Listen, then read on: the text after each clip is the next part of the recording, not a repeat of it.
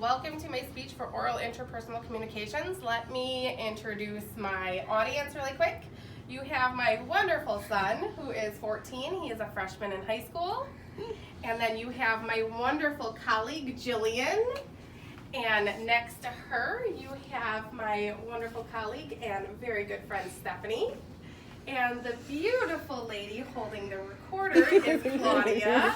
And then you also have our lovely friend Katie, who is also 14 and is a freshman at North High. So let's get started. Have you ever taken a really long hot shower? Or maybe went to the faucet and got a nice cold glass of water? I know last night I gave my children a bath, and in the summer on a really hot day I let them run through the sprinkler. Those are things we can do because we have clean water. We have access to water treatment and filtration facilities.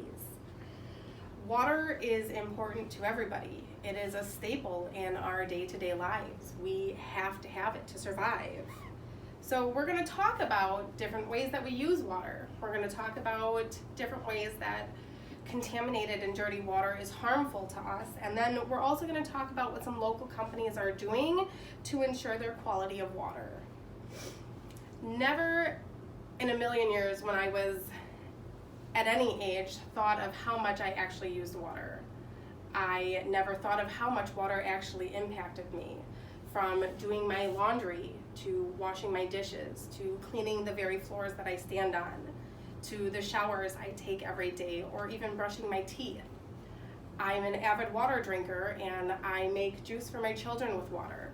But there are other ways that water affects our life. It touches the food that we eat. From the vegetables that we grow in the ground, they need water to survive, to the meats that we eat. Cows and pigs, they drink water. Fish that we eat live in the water.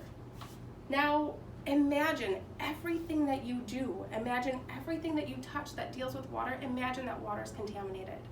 Imagine that water is dirty. You can no longer just go to the faucet and get a nice cold glass of water. Because if you do, you will get sick. And sometimes you'll get so sick that you will miss school or you will miss work. 844 million people are without access to clean, safe water. 2.3 billion people have limited access to proper sanitation. Dirty water hurts us in ways we never can imagine. Our neighbors in Flint, Michigan have suffered over the last 4.5 years. Over 100,000 residents are without clean water. They are sick, and they have been, and now they deal with lifelong issues. Their issues range from PTSD to kidney failure.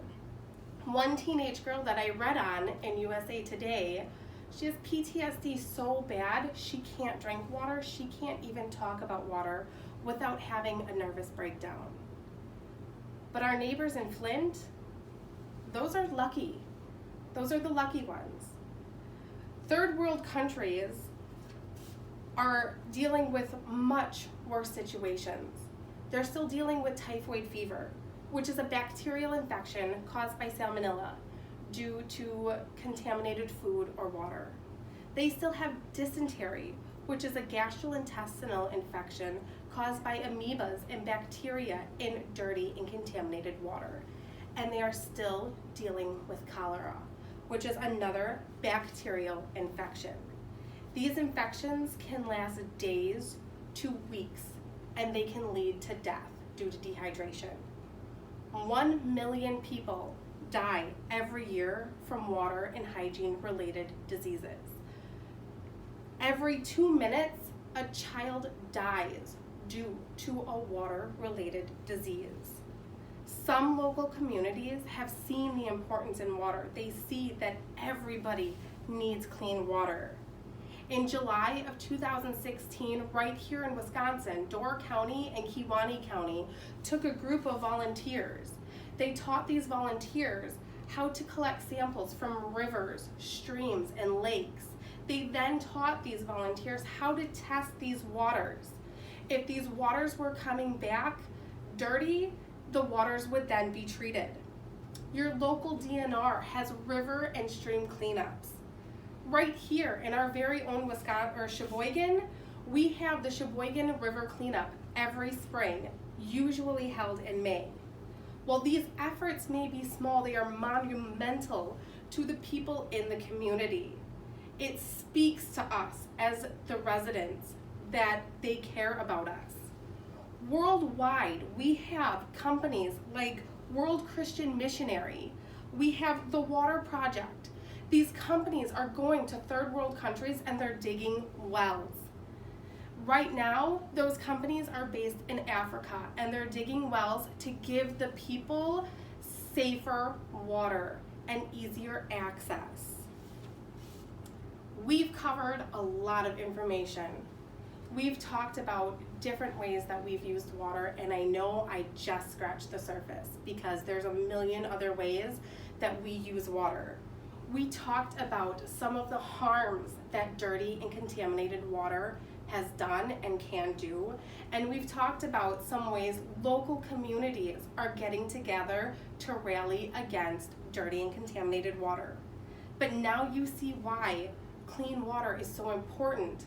You see why water is a staple in our day-to-day lives. Thank you very much for listening to my speech today.